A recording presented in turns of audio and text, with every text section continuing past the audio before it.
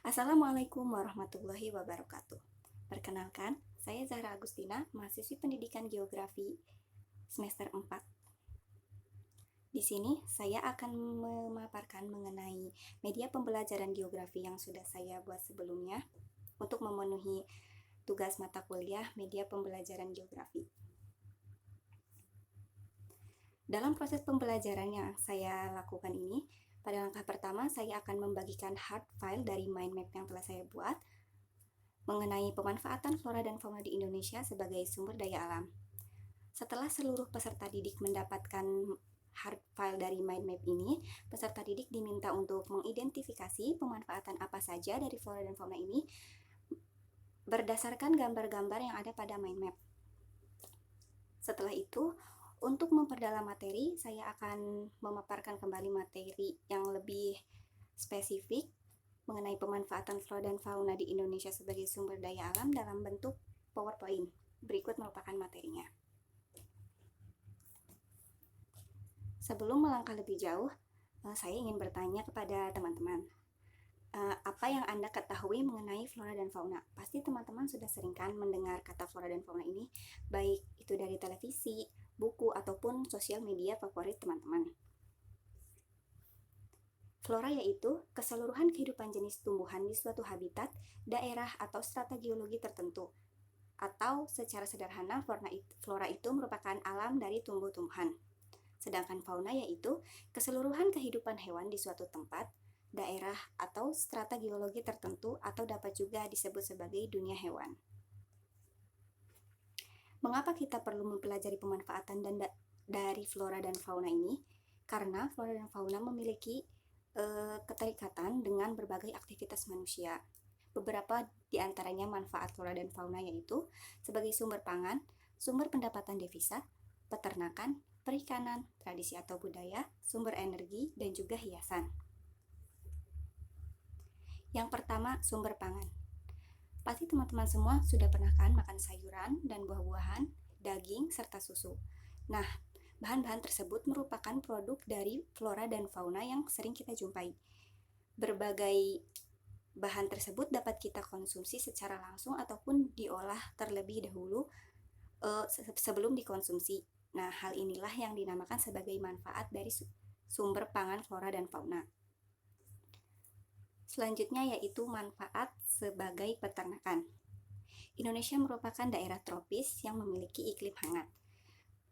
Berbagai jenis fauna dapat dikembangbiakan di Indonesia, termasuk diantaranya hewan-hewan yang cocok untuk diternakan seperti ayam, sapi, dan juga kambing.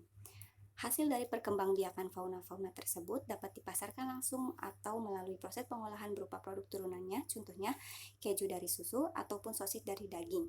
Berbagai pemasaran ini tentu akan meningkatkan perekonomian masyarakat, bukan? Selanjutnya yaitu sektor perikanan. Indonesia merupakan negara maritim dengan luas wilayah perairan 3,25 juta kilometer persegi, sehingga sumber daya alam perikanan Indonesia merupakan komoditas yang melimpah karena Indonesia sendiri merupakan negara kepulauan atau negara maritim. Nah, berbagai produk laut yang dapat diperoleh masyarakat ini dapat berasal langsung dari laut ataupun hasil budidaya yang dilakukan di danau, waduk, ataupun tambak. Selanjutnya yaitu manfaat flora dan fauna sebagai sumber pendapatan negara atau devisa negara. Nah, pada materi kali ini saya mengambil contoh kayu. Kayu merupakan bagian dari pohon yang dapat dimanfaatkan menjadi berbagai barang, mulai dari bahan bangunan sampai alat makan. Melimpahnya ketersediaan kayu di Indonesia ini dimanfaatkan oleh pemerintah untuk melakukan ekspor kayu ke luar negeri, sehingga dapat menambah sumber pendapatan negara. Negara tujuan utama ekspor kayu ini didominasi oleh negara Jepang. Selanjutnya yaitu manfaat flora dan fauna sebagai sumber energi. Sumber energi merupakan kebutuhan penting bagi manusia. Setiap aktivitas manusia tentu membutuhkan sumber energi. Nah, meningkatnya kebutuhan sumber energi oleh manusia ini menuntut manusia untuk terus berinovasi dan menciptakan sumber energi alternatif. Saat ini sudah muncul berbagai energi alternatif, salah satunya yaitu energi yang berasal dari kotoran hewan seperti kerbau dan sapi yang diproses secara khusus dengan menggunakan bantuan teknologi. Nah, hasil dari pemrosesan kotoran hewan ini disebut sebagai biogas yang nantinya dapat dimanfaatkan oleh manusia dalam berbagai aktivitas, contohnya memasak. Yang keenam yaitu manfaat flora dan fauna untuk tradisi. Selain untuk diternakan, berbagai fauna di Indonesia dapat digunakan sebagai pendukung dalam berbagai tradisi. Contohnya, tradisi karapan sapi di Madura. Karapan sendiri merupakan lomba acuan sapi yang dilakukan setiap tahun pada bulan Agustus sampai September. Yang terakhir yaitu manfaat flora dan fauna sebagai hiasan. Indonesia merupakan negara yang memiliki banyak kesenian, mulai dari seni tari, seni musik, sampai seni ukir. Beberapa daerah yang terkenal akan kerajinan seni ukirnya yaitu Jepara dan Bali. Kayu yang biasanya digunakan untuk kesenian ukiran ini yaitu kayu cendana, kayu jati, kayu mahoni, dan kayu eboni.